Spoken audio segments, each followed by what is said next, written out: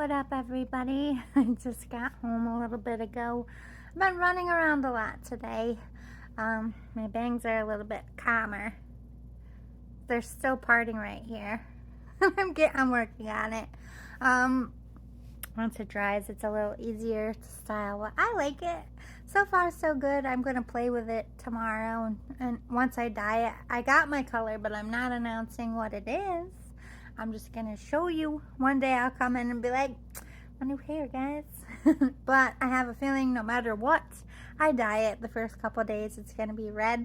Because that's just how my hair goes. I have natural red tint in there, so I have to wait like 3 days and then the real color comes out. If you have natural red pigment in your hair, you understand what I'm saying. How am I going to train these bangs? I think when I go to bed, I'm just going to clip it. Because my hair part's right here, so my bangs are trying to split. And I'm like, no more splitting. You must stay. I had to do this back in the day when I did my skater hair. And I had the like swoopy bangs. I had to train them too. But anyway, I just got back from something rather serious, and this isn't something I do all the time. And I can't really talk about the who, what, where of it. I can just give a gist. I got a call from somebody that I have not worked with before personally, but they are a detective.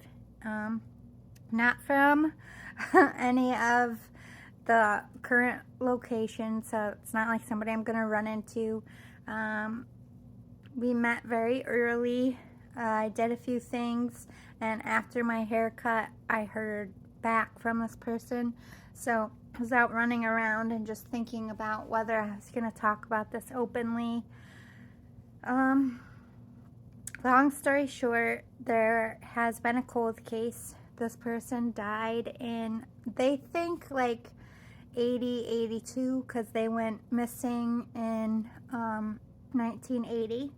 And so there's discrepancies and they got to do testing. So they don't know if the person died within those 2 years, So 1980 they went missing, approximate, from some, I can't say too much, but this person was dismembered. So they had other pieces of this body, but not enough to like solidify identification. They just knew that it was female around the ages. It wasn't something they could get a real ID from. It was just a piece of a body. So I show up to these things not knowing any details. I specifically ask for this. I sometimes ask for a first name of the person when I get there, just so that I can connect this person's name, which is okay to tell you because it was a nickname. It wasn't like their real birth name, so if you try to Google it, you're not going to get much. But her name was Julia.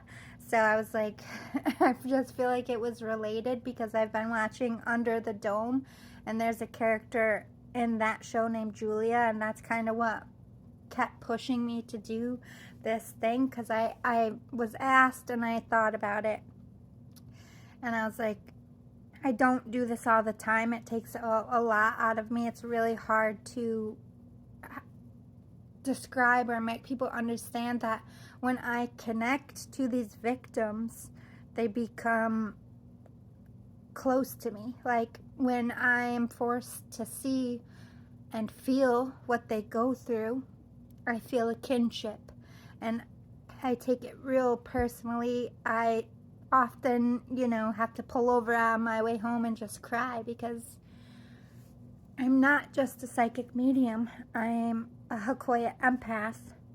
So I go to the locations and I don't talk. Like, I don't feel the need to tell people. And when the investigators are there or paranormal investigators are there, they'll ask me, what are you feeling?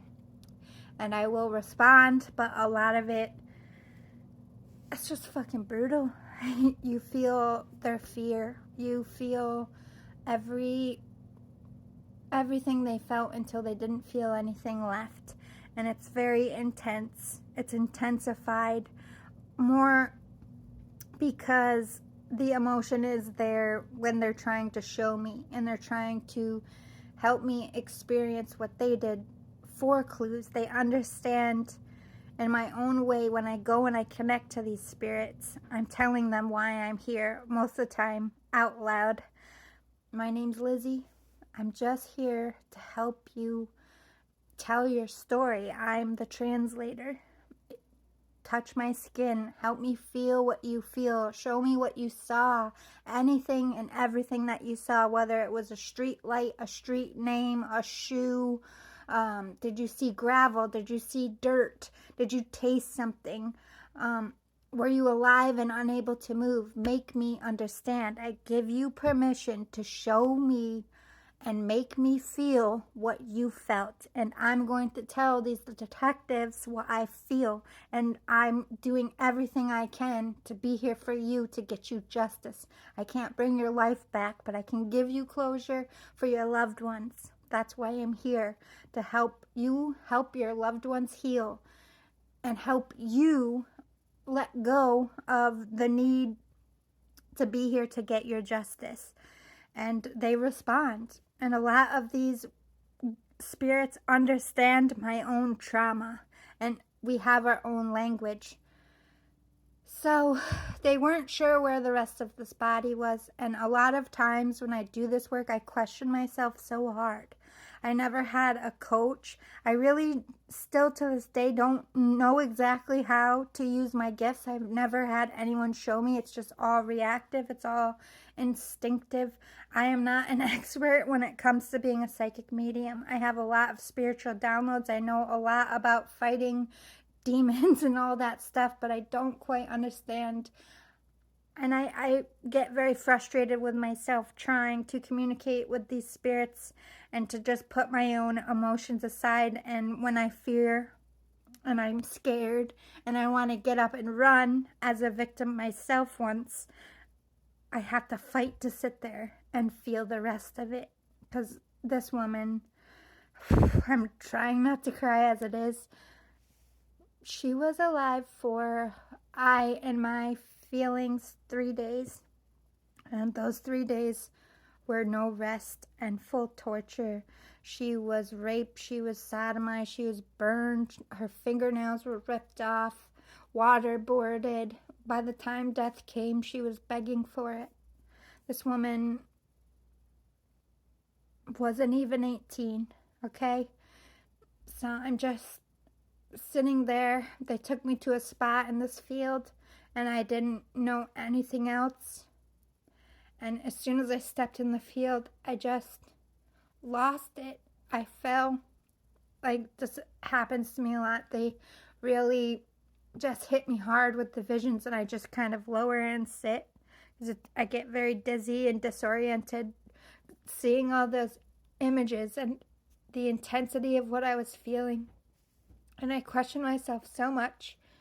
And today, the reason why I'm sharing it is I need to stop questioning myself and why I'm here. And it's things like this that brings me closer to God, as sad as it is.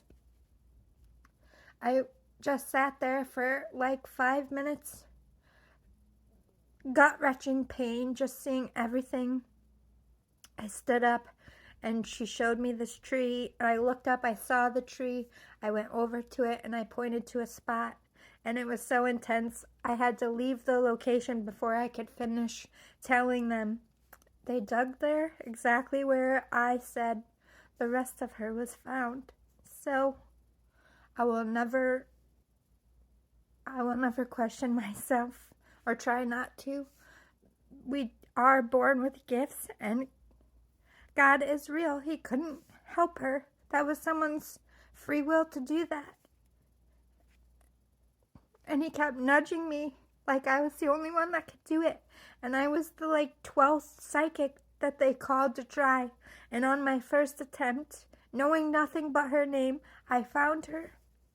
And sometimes it takes another victim and I'm honored to have this gift. It's no more a curse.